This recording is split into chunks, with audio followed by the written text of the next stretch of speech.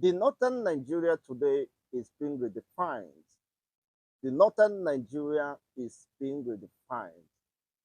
And that is a major undoing of the Fulani oligarchies or political elites who believes they are born to rule, who believe that they have the majority when it comes to deciding uh, the outcome of the election, of any election within the Nigerian state.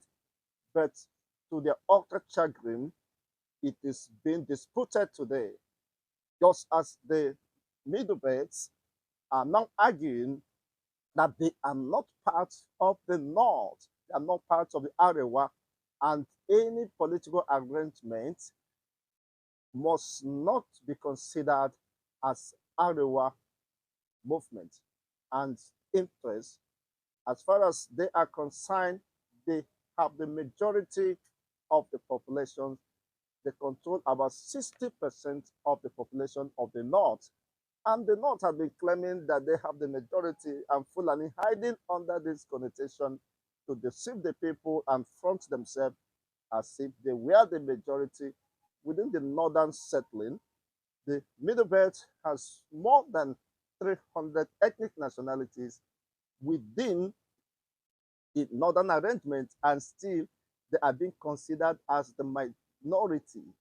The states like the Niger, the Taraba, the Adamawa, of course, the Kogi, the Benue, Jos are the Middle Beltans. They are now saying, in terms of landmark and populations, they have more than 60% of the population of the North, and they can influence any outcome of the election, living in that political consciousness and in the reality of the times we are in. They have been relegated to the background.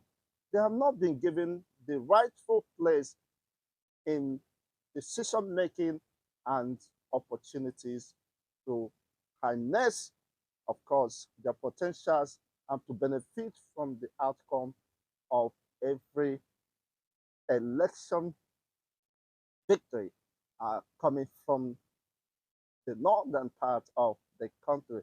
It is very much interesting that Tinubu's administration is exposing certain mysteries that will scuttle the entire northern cabals intention to oust him comes 2027. Now that the middle belt has come to say that we are not part of the Arewas, we have the numerical strength, we have the capacity to influence any outcome of election, is most especially the most controversial one coming, the 2027 election, and we have the right to decide our political future. It is no longer a subject of controversy. They have defined their positions that any alliance with the Fulanis or the Hausas is not going to work this time, that they have been used severally and dumped, and they will not allow such opportunity, of course, of exploitation, hiding under the connotation of the northern agenda, while it is mainly and purely the Fulani agenda. At the end of the day, what do they stand to gain? Of course, the past has been their experience, and the present is their concern. Where the interest lies is in the future. Now they are coming to say, no, we can form a political alliance and to the benefit of the Middle Belters.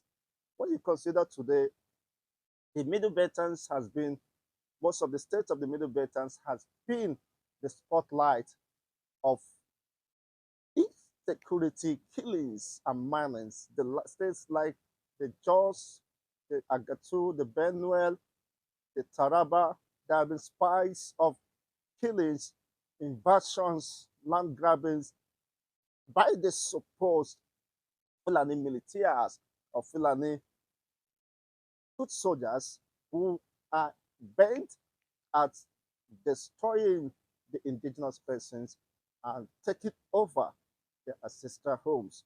They are coming to say now, we are going to form an alliance that will be in the interest of the middle belts and the indigenous people within the middle belt settling. They are no longer willing to be used as instruments uh, to their own chagrin, to their own destruction. Now, when you consider the population index within the Nigerian state, it's been believed that the North has the majority. But where does the strength of this majority lies? The strength of the northern majority they have used against the South is not in the Fulani ethnic nationality, it's not in the Hausas, but lies within the Middle Belters. And unfortunately, they have been regarded as the minority or neglected as the majority, while they have the major population percentage that decides any outcome of the election. Imagine the state like Niger State, imagine the state like Benue, Jos, Taraba, Adamawa, and even Kogi will put a serious weight in deciding the outcome of any further election. They are now being blunt without any mincing words that this era of exploitation is over. This era of using us and at the end of the day dumping us, we rather form an alliance that will be symbiotic, that will be beneficial, where at the point of victory, everyone must participate in the feast of the victory, must benefit from that victory. It is not a time or a situation where after the victory, the entire feast will be diverted or usurped or hijacked by the Fulani Caliphate. Fulani has understood this for several decades and they are using it against the Middle Belt. But today they are rising up to tell us what is your numerical strength. If the Fulanis are saying that they must return back to the corridor of power, what is their strength when it has to do with the election? Who they have no strength.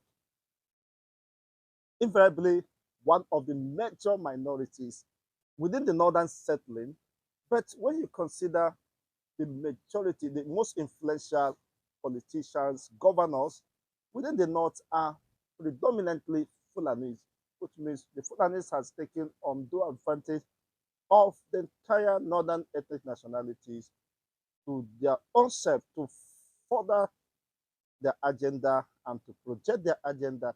Today, the Fulani governors are the majority.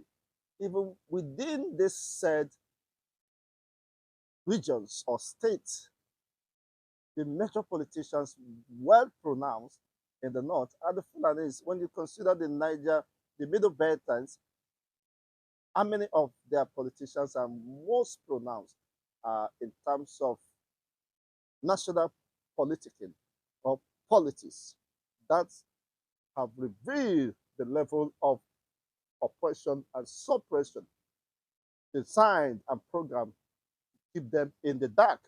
But now they are waking up in the light of the realities that no, we can't continue on this path of destruction, on this path of delusion. We must redefine the North, what the North really is, and who is the northern people, and who has the advantage, has the numerical strength to influence the outcome of any election. That we have the majority, though being relegated, neglected by the Fulani Hausa, and most importantly, the Fulanis, because when you consider the most influential northerners or politicians from the north, you hardly could see any outside extraction being in the helm of affairs or controlling certain influence. They're just minimal, insignificant, but being overshadowed by the Fulani extraction. That is to tell you that the reason why they have succeeded over years is because people are not politically conscious and aware of the happenings, but have awakened, of course, their consciousness to begin to probe into the reality, the truths, and the lies that is being peddled and covered up for decades.